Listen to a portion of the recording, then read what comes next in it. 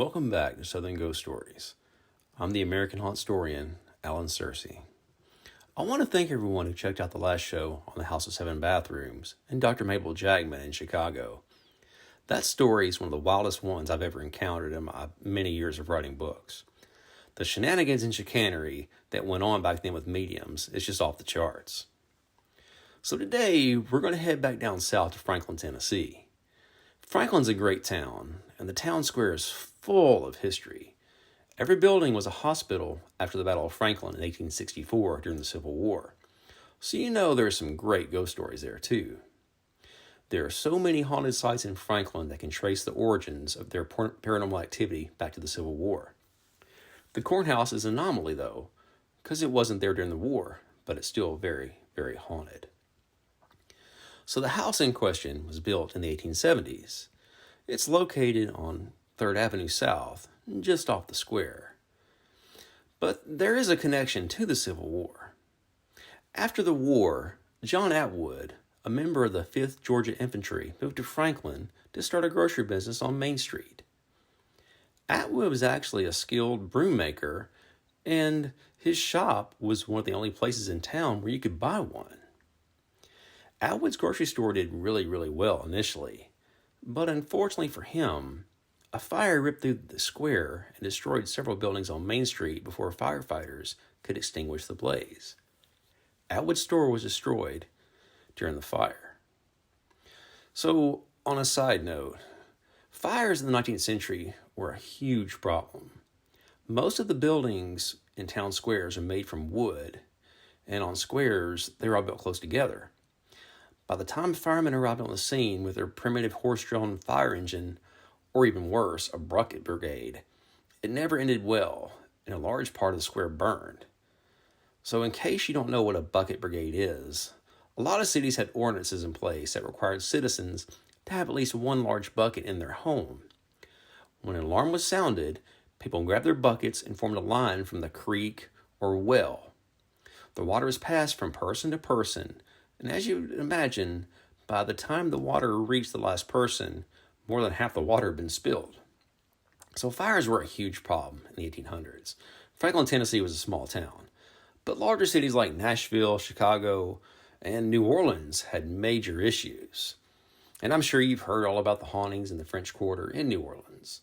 A lot of those stem from the fires and the people that died in them. 2/3 of the quarter caught fire in the late 1800s.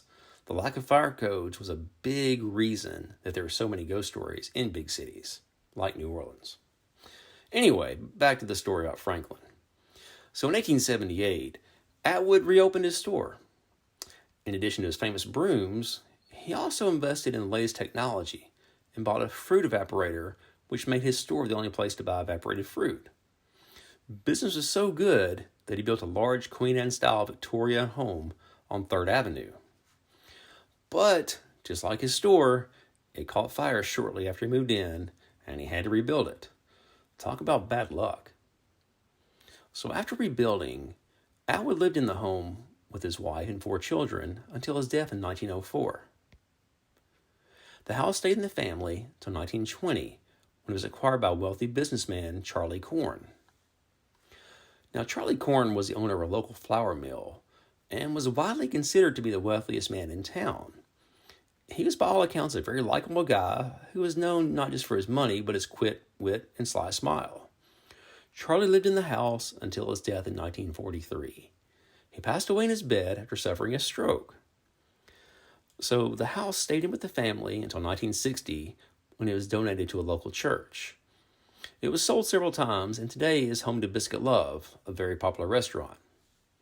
So there are stories of things going bump in the night in the old Corn house. Some say that it's haunted by Ruth Corn, Charlie's daughter. According to Franklin lore, Ruth was pressured by her father to marry a man from a prominent local family. But this didn't sit too well with Ruth, who was fiercely independent and enjoyed traveling. A married life didn't necessarily jive with her lifestyle. At first, Ruth went along with the engagement, but as she counted down the days to the wedding, she started to realize her happiness was at stake. Ruth stewed on it until the day of her wedding. That morning, all her family and friends were starting to arrive, but Ruth pulled her father to the side and told him that the wedding was off. She just couldn't do it. Word was sent to her fiancé, and the wedding was canceled at the last minute.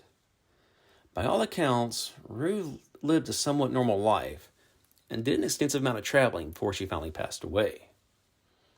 Well, perhaps that choice haunted Ruth. Strangely, people who work in the courthouse have seen a woman in what appears to be a white wedding dress inside the home. In fact, one of the upstairs rooms that is known as the bridal suite is where the most activity takes place. This is thought to be Ruth's bedroom and where she grappled with that decision. From shadows darting around the room to disembodied voices, the room on the second floor is the epicenter of the paranormal activity. One employee told me that he has heard a loud sound like something had fallen over, but when he ran upstairs to the bridal suite, he found nothing out of the ordinary. The back stairway is also where a lot of odd things happen.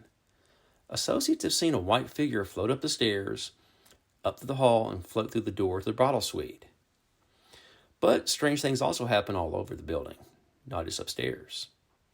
Chairs move around the restaurant throughout the night, and lights turn themselves off and on. But the most eerie thing is when staff members hear footsteps coming from the second floor when they've been closed and there's no one up there. In the summer of 2020, I had my own experience in the courthouse. I was upstairs talking to an associate with my digital recorder running. It seemed like we weren't getting any activity, so I asked, "Are you trying to hide from us?" I didn't hear it then, but when I got home and played it back, I heard a loud, angry, muffled groaning noise. Unfortunately, I lost the recording when my old computer died, but it was still eerie nonetheless. The courthouse is a really cool place. So next time you're in Franklin, stop by Biscuit Love and get some biscuits and gravy. They're really good. But also ask the staff about Ruth. They all have stories about the ghosts there inside the building. So, I've been getting some questions from listeners. And I recently received one that I thought was worth talking about. Janice Green messaged me, and she told me she's confused about the new books, Ghost Stories and Graveyard Tales, since I've been doing Southern Ghost Stories. So, as you guys may know, in 2022, I did books on Louisville and Philadelphia under the Southern Ghost Stories banner. Well, Louisville, it could be Midwest, it could be South. It's kind of right there on the border, and it does apply to Southern Ghost Stories, I think. Well, when I wrote the Philadelphia book, I kicked around doing some other titles, but I just kind of went with what I've been doing, Southern Ghost Stories Philadelphia. But I found when I released it, the title kind of confused some people, because Philadelphia is obviously not in the South, unless you lived in Maine or something, or Canada. So I kind of got rid of the Southern Ghost Stories banner for the northern cities. I did a lot of books in the Midwest last year, Cincinnati, Chicago, and I went with Ghost Stories and Graveyard Tales. I just feel like it's a better... it's a title that applies to the actual cities, and I didn't want to confuse the people who are reading it. So anyway, but that's what happened there. And I'm still doing the Southern Ghost Stories books. I have a Southern Ghost Stories Knoxville that will be out in September or October. So I'll still be using the Southern Ghost Stories title. But I'll also be using Ghost Stories from Graveyard Tales. I have some other things I'm working on right now, and they'll also be done later this year, and I'll make some announcements in a few months. So if you want to read more about Franklin and all the hauntings there, please check out my book, Southern Ghost Stories, Franklin, Tennessee. You can find my Southern Ghost Stories books at Amazon or Barnes & Noble. If Barnes & Noble doesn't have it, ask the manager and they can order it for you. Each store is different. Some stores carry different titles. But the books are also on Kindle, and you actually read them for free if you have Kindle Unlimited. So be sure to subscribe and leave us a review. Those help so much. Follow Southern Ghost Stories on Facebook and YouTube.